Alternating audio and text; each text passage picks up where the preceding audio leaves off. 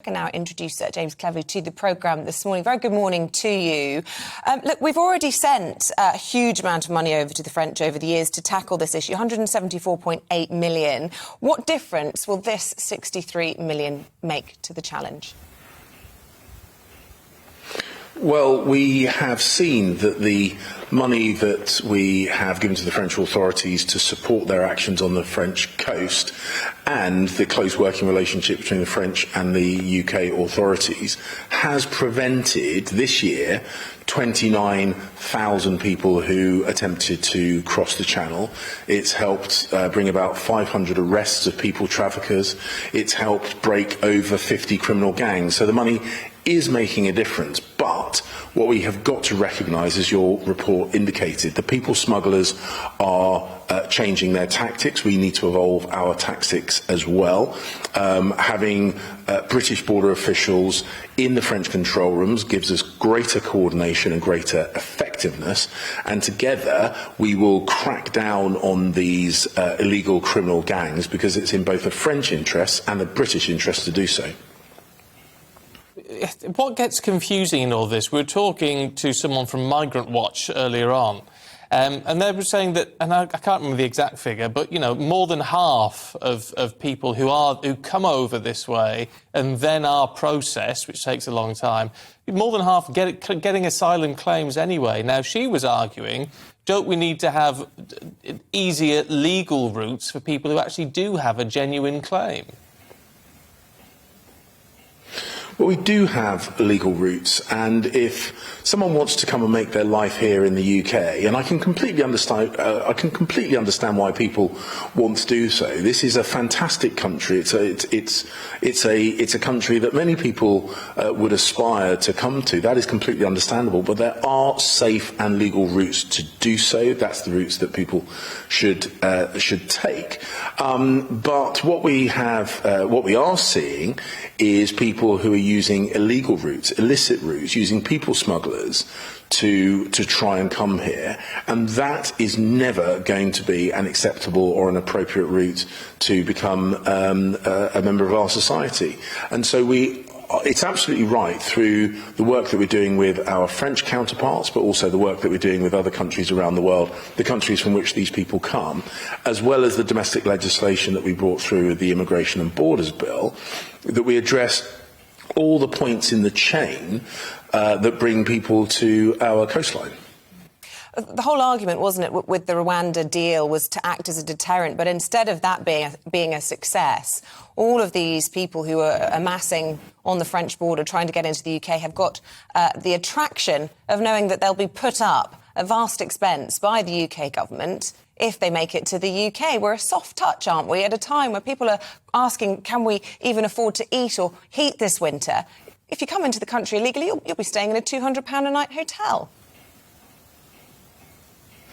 Well, the Immigration and Borders Bill that we took through the House recently, and I would remind your viewers, it was a bill that was opposed by the opposition parties.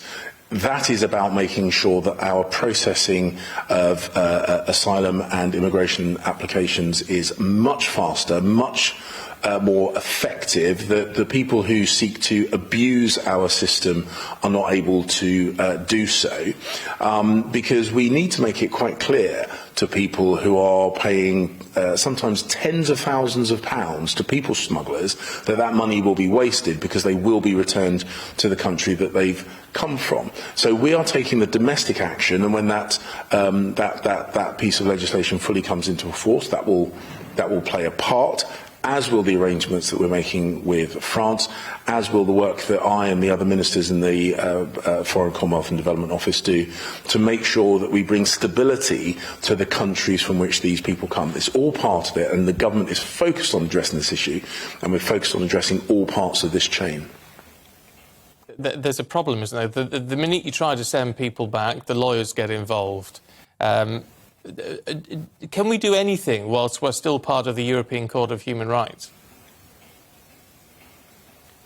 Well, I cannot genuinely believe that human rights lawyers feel that it is what the legislation envisaged, these human rights legislation envisaged, creating a situation which benefits people traffickers.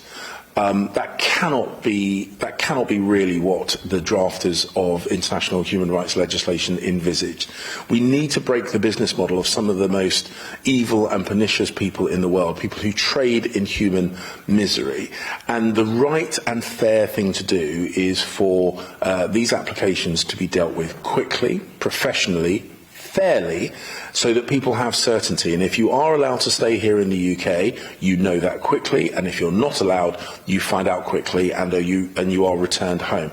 That's how this system should work, and our Immigration and Borders Bill is designed to make the system work in that way. Tell you what, Foreign Secretary, you've got to crack on with this, haven't you, post-haste, because come Thursday, you're going to be asking, according to the Chancellor, you're going to be asking everybody in this country, near us, damn it, to pay more money in tax and possibly see reductions in public services to bring us economic stability. Well, if we're doing our part, government's got to do its part, hasn't it, with issues like this? Well, we are absolutely focused on this, and the fact that the economic situation is tough, you're right, means that this will be a focus, quite rightly a focus of the British people. They will want to see us taking action on this, and we are taking action on this. When it comes to Thursday's statement, the Prime Minister and the Chancellor have made it absolutely clear that we will continue to support those people who are struggling. Just today we've had the latest of the payments for our energy support package come through.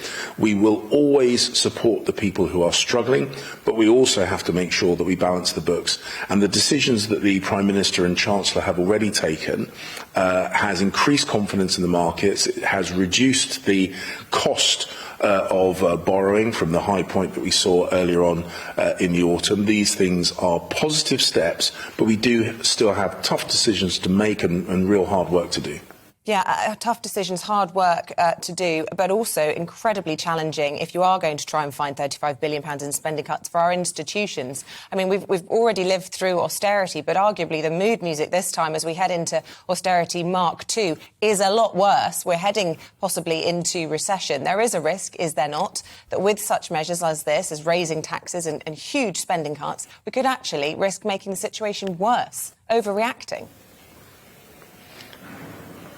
Well, the world is seeing economic pressures. I think the predictions are that a third, one in three of global economies could tip into a recession next year. It is going to be tough for everybody. But here in the UK, even though things are difficult, they are in a better place than a number of our international competitors. Our interest rates are lower than many of the countries that I visit around the world.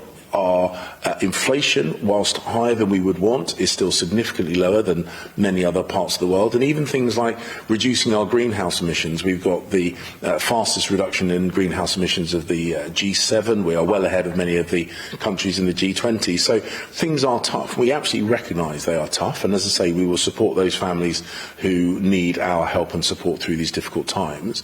And the challenges ahead are ones that we will need to get a grip of. But we are in a better situation than many other countries around the world, and the decisions that the PM and the Chancellor are taking is about making sure we weather these difficult times ahead.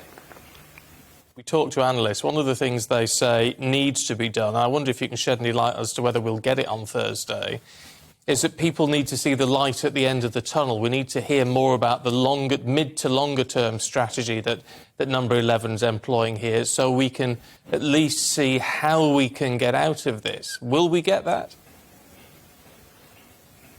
Well, look, you will understand that I'm not in a position where I can pre-announce the Chancellor's speech, but we recognise that hope and aspiration are important motivators. They help stimulate economic activity. They are good for business. And we also recognise, of course, that we do need to balance the books, and we need to make sure that the financial decisions that we make are economically sustainable. But as I say, I'm not in a position where I can pre-announce the measures in the Chancellor's speech from Thursday. No. Oh, we can but try, James Cleverly. We can but try. It's really good to talk to you. Thank you for coming on GB News, and I hope we can welcome you back sometime soon. Thank you.